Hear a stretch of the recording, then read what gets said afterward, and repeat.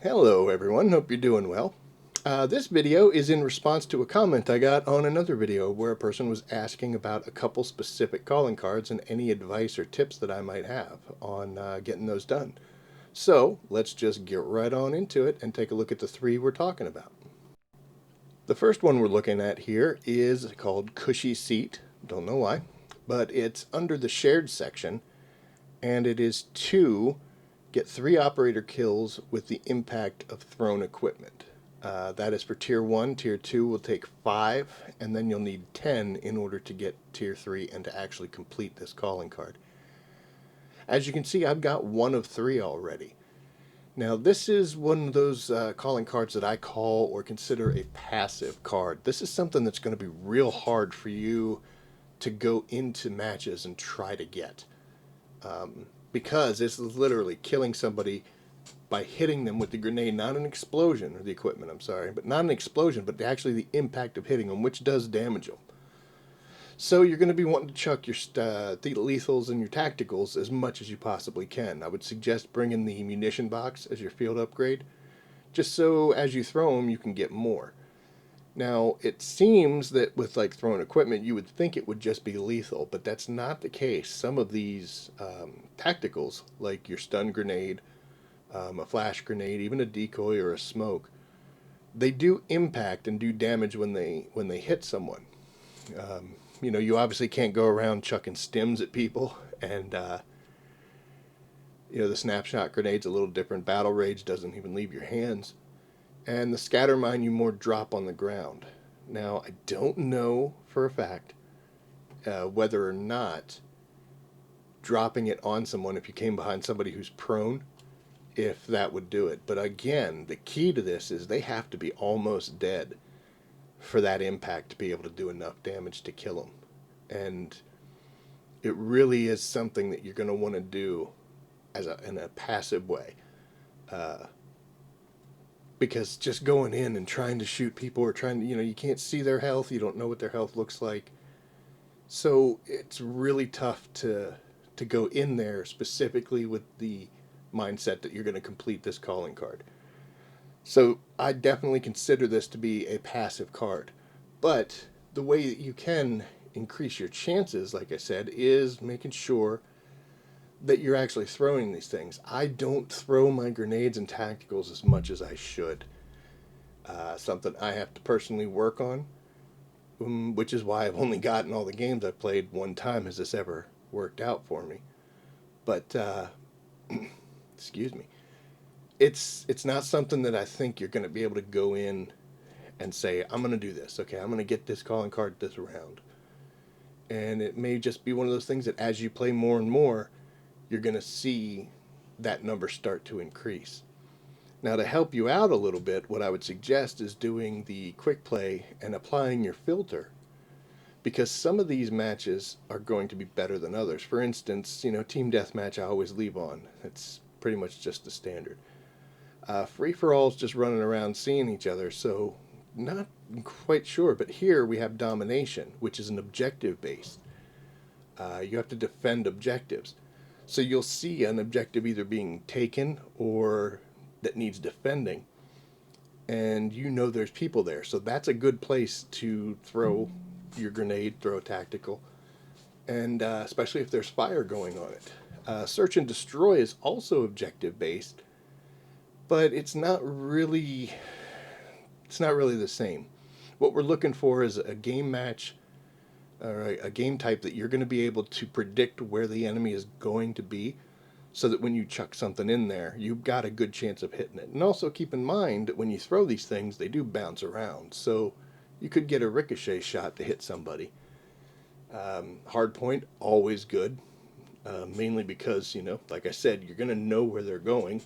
You can see where they are, at least to an extent, to an area. And it betters your chance of being able to get one of those kills with the actual impact versus the explosion.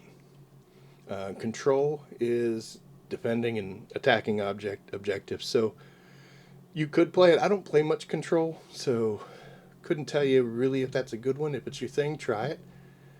I don't like this one because the respawns are disabled once the headquarters is taken over, and infected is just not going to work in any way, shape, or form. So you can select different game types that give you the best options for this kind of thing, throwing a grenade and actually hitting somebody who's already damaged enough to die. You get the better chance of that actually occurring. And again, it's just going to be a passive card. Something that you hopefully will get or get a few clicks on in the process of doing other things. So that's my advice for that one. I think I remember the one. I believe I could see him when I threw it. But again, I don't throw enough grenades, so something to work on and hopefully something to get better at as far as knocking that thing out.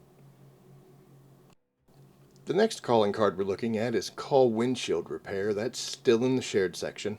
And this one is to get Operator Roadkills.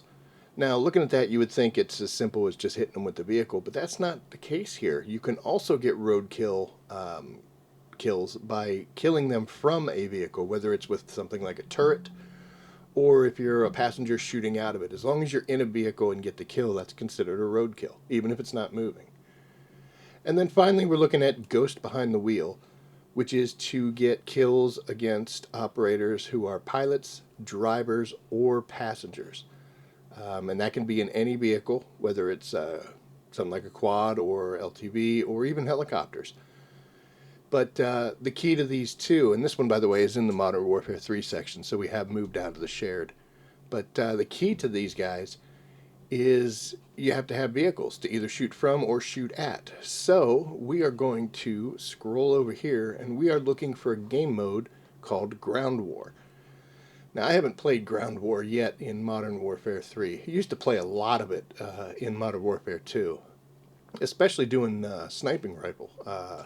That was where most of my medals or camos came from when I did sniper rifles.